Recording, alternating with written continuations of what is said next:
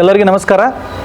ಇವತ್ತಿನ ದಿನ ಈ ಒಂದು ಪತ್ರಿಕಾಗೋಷ್ಠಿಯನ್ನು ಕರೆಯುವ ಮೂಲ ಉದ್ದೇಶ ಏನಪ್ಪ ಅಂತಂದ್ರೆ, ತಮಗೆಲ್ಲ ಗೊತ್ತಿರುವ ಹಾಗೆ ಕಳೆದ 106 ದಿನಗಳಿಂದ ವಿಜಯಪುರ ಜಿಲ್ಲೆಯ ನಗರ ಭಾಗದಲ್ಲಿ ಅಂದರೆ ಅಂಬೇಡ್ಕರ್ ವೃತ್ತದಲ್ಲಿ ವಿವಿಧ ಪ್ರಗತಿಪರ ಸಂಘಟನೆಗಳ ಒಕ್ಕೂಟದ ವತಿಯಿಂದ ಏನು PPP ಅನ್ನುವ ಈ ಒಂದು ಸರ್ಕಾರಿಯೇತರ ಅಂದರೆ ಖಾಸಗಿ ಒಡೆತನದಲ್ಲಿ ಸರ್ಕಾರಿ ವೈದ್ಯಕೀಯ ಕಾಲೇಜ್ ನಡಿಬೇಕನ್ನುವ ಒಂದು ಹುನ್ನಾರವನ್ನು ಖಂಡಿಸಿ ಕಳೆದ 106 ದಿನಗಳಿಂದ ಹಗಲು ರಾತ್ರಿ ಎನ್ನದೇ ಈ ಜಿಲ್ಲೆಯ ಎಲ್ಲ ಪ್ರಗತಿಪರ ಸಂಘಟನೆಗಳು, ರೈತಪರ ಸಂಘಟನೆಗಳು, ಕನ್ನಡ ಪರ ಸಂಘಟನೆಗಳು, ಕಾರ್ಮಿಕ ಸಂಘಟನೆಗಳು, ಮಹಿಳಾ ಸಂಘಟನೆಗಳು, ಈ ರೀತಿಯಾಗಿ ಎಲ್ಲ ಸುಮಾರು 200ಕ್ಕಿಂತ ಹೆಚ್ಚು ಸಂಘಟನೆಗಳ ಒಂದು ನೇತೃತ್ವದಲ್ಲಿ ಶಾಂತ ರೀತಿಯಿಂದ ಈ ಒಂದು ಹೋರಾಟವನ್ನು ಆಯೋಜನೆ ಮಾಡಲಾಗಿತ್ತು.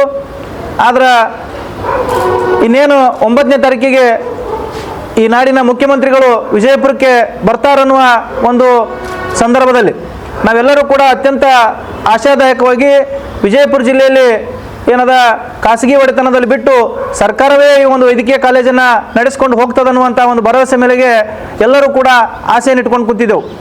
ಆದರೆ ಇದರ ಹಿಂದೆ ಅನೇಕ ಕಾಣದ ಕೈಗಳು ಇಲ್ಲಿ ಕೆಲಸ ಮಾಡಿದ್ದೇವೆ ಅಂತ ಹೇಳ್ಬೋದು. ಅದು ಯಾವ ರೀತಿಯಪ್ಪ ಅಂತಂದ್ರೆ, ಹಿಂದಿನ ದಿನವೇ ಪತ್ರಿಕಾಗೋಷ್ಠಿ ಮೂಲಕ ಈ ಒಂದು ಹೋರಾಟಗಾರರು ಈಗಾಗಲೇ ಈ ವಿಜಯಪುರ ಜಿಲ್ಲೆಯ ಎಲ್ಲ 8 ಶಾಸಕರ ಏನು ಕಚೇರಿ ಮುಂದೆ ಅಂದರೆ ಮನೆ ಮುಂದಲ್ಲ, ಅವರ ಕಚೇರಿ ಮುಂದೆ ಸಾಂಕೇತಿಕವಾಗಿ 1 ದಿನದ ಧರಣಿಯನ್ನು ಮಾಡೋದ್ರ ಮೂಲಕ ಸರ್ಕಾರಕ್ಕೆ ಎಚ್ಚರಿಕೆಯನ್ನು ನೀಡ್ತಾ ಇದ್ದೀವಿ ಅಂತ ಹೇಳಿ ಅಧಿಕೃತವಾಗಿ ಸಂದೇಶವನ್ನು ನೀಡಿ ಆ ಒಂದು ನಮ್ಮ ಜಿಲ್ಲಾ ಉಸ್ತುವಾರಿ ಸಚಿವರ ಗೃಹ ಕಚೇರಿಗೂ ಕೂಡ ಒಂದು ಮನವಿಯನ್ನು ಸಲ್ಲಿಸ್ಲಾಕ ನಮ್ಮೆಲ್ಲ ರೈತ ಹೋರಾಟಗಾರರ ಜೊತೆಯಾಗಿ ಎಲ್ಲ ನಾಡಿನ ಪ್ರಗತಿಪರ ಸಂಘಟನೆಗಳ ನೇತೃತ್ವದಲ್ಲಿ ಸುಮಾರು ಒಂದು 50-60 ಜನ ಆ ಒಂದು ಹೋರಾಟವನ್ನು ಮಾಡಿ ಮನವಿಯನ್ನು ಸಲ್ಲಿಸಬೇಕಂತೇಳಿ ಹೊರಟಂಥ ಸಂದರ್ಭದಲ್ಲಿ ಏನು ಈ ಹೋರಾಟವನ್ನು ಹತ್ತಿಕ್ಕಬೇಕಂತೇಳಿ ಯಾರು ಮಾಡಿದ್ರೂ ಗೊತ್ತಿಲ್ಲ, ಜಿಲ್ಲಾ ಉಸ್ತುವಾರಿ ಸಚಿವರ ಕೈವಾಡ ಐತೆ ಅಂತೇಳಿ ಹಲವಾರು ಜನ ಈಗಾಗಲೇ ಮಾತಾಡ್ಕೋತಾ ಇದ್ದಾರೆ. ಅದ್ರ ಜೊತೆಗೆ ಪೊಲೀಸ್ ಸಿಬ್ಬಂದಿಗಳು ಕೂಡ ತಮ್ಮ ಕರ್ತವ್ಯವನ್ನು ಮರೆತು ಈ ಒಂದು ಹೋರಾಟವನ್ನು ಹತ್ತಿಕ್ಕಲಿಕ್ಕೆ ಅವರು ಕೂಡ ನೇರ ಕಾರಣೀಕರ್ತರಾಗ್ತಾರೆ. ಯಾಕಂತಂದ್ರೆ 106 ದಿನದಲ್ಲಿ ಯಾವುದೇ ಒಂದು ಈ ಹೋರಾಟಕ್ಕೆ ಕಪ್ಪು ಚುಕ್ಕಿ ಇಲ್ಲದೆ ಈ ನಾಡಿಗೆ ಸುಮಾರು ಹಲವಾರು ಹೋರಾಟಗಳ ಮೂಲಕ ಎಚ್ಚರಿಕೆಯನ್ನು ನೀಡಿ ಹಲವಾರು ಜಯವನ್ನು ಸಾಧಿಸಿರುವಂಥ ಈ ಒಂದು ಹೋರಾಟಗಾರರಿಗೆ ಈ ಒಂದು ಹೋರಾಟ ಯಾಕೆ ಕಪ್ಪು ಚುಕ್ಕಿ ಆಯಿತು? ಆ ಒಂದು ಸಂದರ್ಭದಲ್ಲಿ ನಾವೆಲ್ಲ ನೋಡಿರ್ಬೋದು, ಮಾಧ್ಯಮದಲ್ಲಿ ಹಲವಾರು ಪತ್ರಿಕೆಗಳಿರ್ಬೋದು, ಮಾಧ್ಯಮಗಳಲ್ಲಿ ಈಗಾಗಲೇ ಬಂತು. ಸ್ವಾಮೀಜಿಯವರು PSI ಅವ್ರ ಮೇಲೆ ಕೈ ಮಾಡಿದ್ರು ಅಂಥೇಳಿ. ಆ PSI ಅವರು ಏನೋ ಪೊಲೀಸ್ ಡಿಪಾರ್ಟ್ಮೆಂಟ್ದವ್ರು ಯಾರೂ ಕೂಡ ಇನ್ಫಾರ್ಮ್ದಾಗ ಇದ್ದಿದ್ದಿಲ್ಲ, ಅದು ಕೂಡ ಅಚಾತುರ್ಯ ನಡೀತು. ಅವ್ರೇನದ ಏಕಾಏಕಿ ಇರುವಂಥ ಎಲ್ಲ ಹೋರಾಟಗಾರರನ್ನು ಬಿಟ್ಟು ಕೇವಲ ಸ್ವಾಮೀಜಿಯರ ಮೇಲೆ ಆಕ್ರಮಣದ ರೀತಿಯಲ್ಲಿ 4-5 ಜನ ಒಮ್ಮೆ ಅವರಿಗೆ ಹೋಗಿ ಮುತ್ತಿಗೆಯನ್ನು ಹಾಕೋದ್ರ ಮೂಲಕ, ಮೊಬೈಲನ್ನು ಕಸ್ಕೊಳ್ಳೋದ್ರ ಮೂಲಕ ಏನು ಅವರು ವ್ಯವಸ್ಥಿತವಾಗಿ ಸಂಚು ರೂಪಿಸಿದ್ರು ಅನ್ನೋದು ಕೂಡ ಒಂದು ಸಮಸ್ಯೆ ಆಗ್ತದೆ. ಅದೇನೇ ಇರಲಿ, ಈ ಒಂದು 106 ದಿನಗಳ ಹೋರಾಟ ಕೇವಲ ಯಾರೊಬ್ಬರ ವೈಯಕ್ತಿಕ ವಿಚಾರಕ್ಕಾಗಿಲ್ಲ. ಈ ವಿಜಯಪುರ ಜಿಲ್ಲೆಯಲ್ಲಿ ವೈದ್ಯಕೀಯ ಶಿಕ್ಷಣ ಎಲ್ಲ ರೈತ ಬಾಂಧವರ ಮಕ್ಕಳಿರ್ಬೋದು, ಬಡಬಗ್ಗರ ಮಕ್ಕಳಿರ್ಬೋದು, ಕೂಲಿ ಕಾರ್ಮಿಕರ ಮಕ್ಕಳಿರ್ಬೋದು, ಅವರೆಲ್ಲರಿಗೂ ಕೂಡ ಅನುಕೂಲ ಆಗಲಿ ಅನ್ನುವ ಒಂದು ಸದುದ್ದೇಶದಿಂದ ಯಾವುದೇ ಜಾತಿ ಮತ ಪಕ್ಷ ಎನ್ನದೇ, ಹಗಲು ರಾತ್ರಿ ಅನ್ನದೇ, ಮಳೆ ಚಳಿ ಬಿಸಿಲು ಎನ್ನದೇ ಆ ಒಂದು ಹೋರಾಟದಲ್ಲಿ ಸಕ್ರಿಯವಾಗಿ ಪಾಲ್ಗೊಂಡಂಥ ಹೋರಾಟಗಾರರಿಗೆ ಇನ್ನೇನು MB ಪಾಟೀಲ್ರ ಮನೆಗೆ ಹೋಗಬೇಕು ಅನ್ನುವಷ್ಟರಾಗಿ ಮಾರ್ಗ ಮಧ್ಯದಲ್ಲಿ ಈ ರೀತಿ ಆಕ್ರಮಣ ನಡೆಯೋದು ಕೂಡ ವಿಚಾರ ಮಾಡಬೇಕಾಗ್ತದೆ. ಇದು ತನಿಖೆ ಆಗಬೇಕು, ಕೇವಲ ನೆಪ ಮಾತ್ರಕ್ಕೆ ಮಾಡಿರುವಂಥದ್ದಲ್ಲ.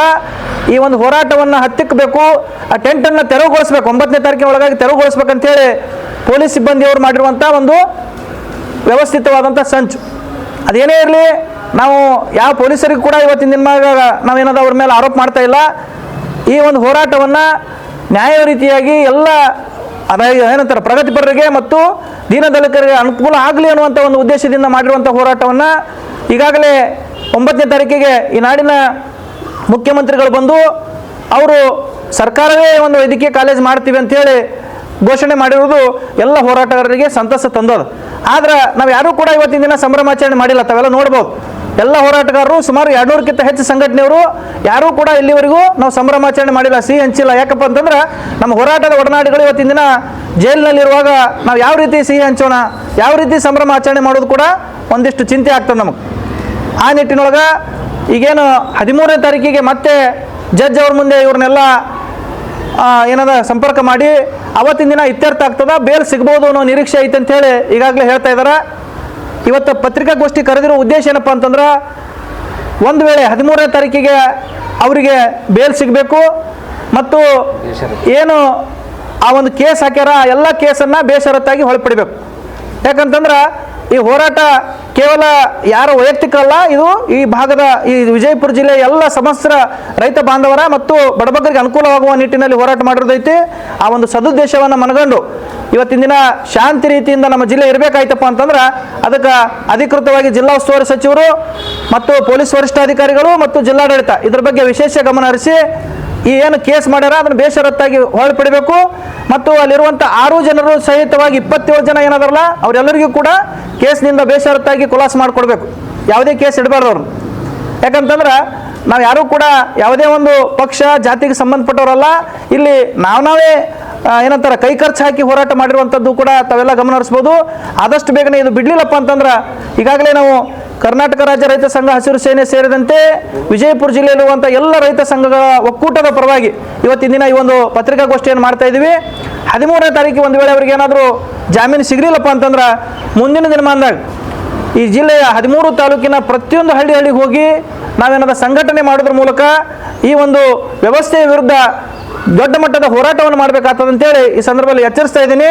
ಆದಷ್ಟು ಬೇಗನೆ ನಾವು ಆಶಾಭಾವನೆಯೊಂದಿಗೆ ಪೊಲೀಸ್ ವರಿಷ್ಠಾಧಿಕಾರಿಗಳಿರ್ಬೋದು ಮತ್ತು ಜಿಲ್ಲಾ ಉಸ್ತುವಾರಿ ಸಚಿವರಿಗೆ ಮತ್ತು ಜಿಲ್ಲಾಡಳಿತಕ್ಕೆ ಏನು ಮನವಿ ಮಾಡ್ತೀವಿ ಅಂತಂದರೆ ಈ 6 ಜನರ ಒಂದು ಬೇಲನ್ನು ಆದಷ್ಟು ಬೇಗನೆ ಕೊಡಬೇಕು ಮತ್ತು ಆ ಒಂದು ಕೇಸನ್ನು ಯಾವುದೇ ಕಂಡೀಷನ್ ಇರಲಾರೆ ಖುಲಾಸೆ ಮಾಡಬೇಕಂತೇಳಿ ಈ ಸಂದರ್ಭದಲ್ಲಿ ಒತ್ತಾಯ ಮಾಡ್ತಾ ಇದ್ದಾರೆ. ಮೊದಲನೇದಾಗಿ ಎಲ್ಲ ನನ್ನ ಮಾಧ್ಯಮ ಮಿತ್ರರಿಗೆ ಸ್ವಾಗತವನ್ನು ಕೋರ್ತಾ ಇವತ್ತಿನ ಈ ಮೀಟಿಂಗ್ ಕಂಡಕ್ಟ್ ಮಾಡ್ಲಿಕ್ಕೆ ಕಾರಣ ಏನಪ್ಪ ಅಂತಂದ್ರೆ ನಮ್ಮ PPP ಹೋರಾಟಗಾರರು 106 ದಿನ ಹೋರಾಟ ಮಾಡಿದ್ರು. ಹೋರಾಟ ಮಾಡೋದ್ರ ಮೂಲಕ ಏನದ ಇವತ್ತಿನ ದಿನ 10 ದಿನಗಳವರೆಗೆ ಆಯ್ತು. ಈಗ ಅವರು ದರ್ಗಾ ಜೈಲಿನೊಳಗೆ ಅದಾರ.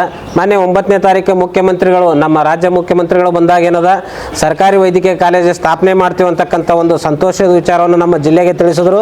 ಅದನ್ನು ನಾವು ಹೃತ್ಪೂರ್ವಕವಾಗಿ ನಾವು ಎಲ್ಲ ಸಂಘಟನೆಗಳ ಮೂಲಕ ಮತ್ತು ನಮ್ಮ ಜಿಲ್ಲೆಯ ಪ್ರತಿಯೊಬ್ಬ ನಾಗರಿಕರು ಅದನ್ನು ನಾವು ಸ್ವಾಗತಿಸ್ತೀವಿ. ಅದೇ ರೀತಿ 106 ದಿನಗಳ ಕಾಲ ನಮ್ಮ ರೈತರು ಹೋರಾಟ ಮಾಡಿದ್ರು. ನಮ್ಮ ಅರವಿಂದ್ ಕುಲಕರ್ಣಿ ಅವರ ನೇತೃತ್ವದಲ್ಲಿ PPP ಹೋರಾಟ ನಡೀತು. ಆ ಹೋರಾಟವನ್ನು ಮೊಟಕುಗೊಳಿಸಿ ಅವರನ್ನು ಜೈಲಿಗೆ ಅಟ್ಟಲಾಯಿತು ಯಾವುದೋ ಒಂದು ಕಾರಣಗಳಿಂದ.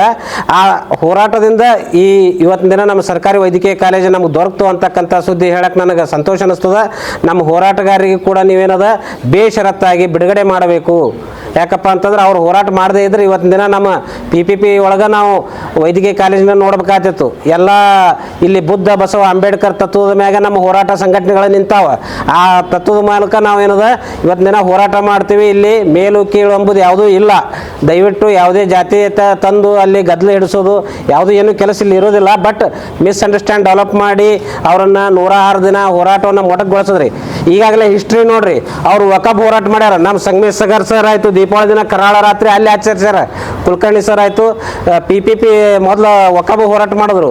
ನಂತರ ಏನಪ್ಪ ಅಂತಂದ್ರೆ ಪೀರಾಪುರ ಬೂದ್ಯಾಳ ಏತ್ ನೀರಾವರಿ ಬಗ್ಗೆ ಮಾಡಿದ್ರು. ನಮ್ಮ ಹೊಲ ನಮ್ಮ ದಾರಿ ಮಾಡಿದ್ರು. ಅವ್ರ ಹೋರಾಟದ ಇತಿಹಾಸವನ್ನು ನೋಡ್ರಿ. ಶಾಂತಿಯುತವಾಗಿ ಹೋರಾಟ ಮಾಡ್ಕೋತ ಸರ್ಕಾರದವನ್ನು ಗಮನವನ್ನು ಸೆಳೆದು ಕೆಲಸ ಮಾಡಿಕೊಟ್ಟಾರ. ಆದ್ರೆ ಇವತ್ತಿನ ದಿನ 105 ದಿನ ಶಾಂತಿಯುತ ಹೋರಾಟ ನಡೀತು. ಆ 106ನೇ ದಿನನೇ ಯಾಕೆ ಗದ್ದಲಾಯ್ತು? ಏನು ಸಮಥಿಂಗ್ ಮಿಸ್ಟೇಕ್ ಆಗಿರ್ಬೇಕಲ್ಲ. ಮನುಷ್ಯ ಹಿಂಗೆ ಹೊಡ್ಕೋತಾನಂದ್ರೆ ಇವ್ರಿಗೆ ಕಡಿದ್ರೆ ಹೊಡ್ಕೊಂಡಿರ್ತಾನೆ. ಇದು ಮಿಸ್ಟೇಕ್ ಆಗ್ಯದ, ಏನೋ ತಪ್ಪು ನಡೆದ್ರೆ, ನಮ್ಮಿಂದ ಏನಾದರೂ ಹೋರಾಟಗಾರರಿಂದ ತಪ್ಪು ನಡೆದ್ರೆ ನಾವು ಕ್ಷಮಾ ಕೇಳ್ತೀವಿ. ಅದೇ ರೀತಿ ಏನದ ನಮ್ಮ ಹೋರಾಟಗಾರರು ಏನದ ಬೇಷರತ್ತಾಗಿ ಬಿಡುಗಡೆ ಮಾಡ್ಬೇಕಂತೇಳಿ ತಮ್ಮಲ್ಲಿ ವಿನಂತಿ ಮಾಡ್ಕೊಳ್ತೀನಿ.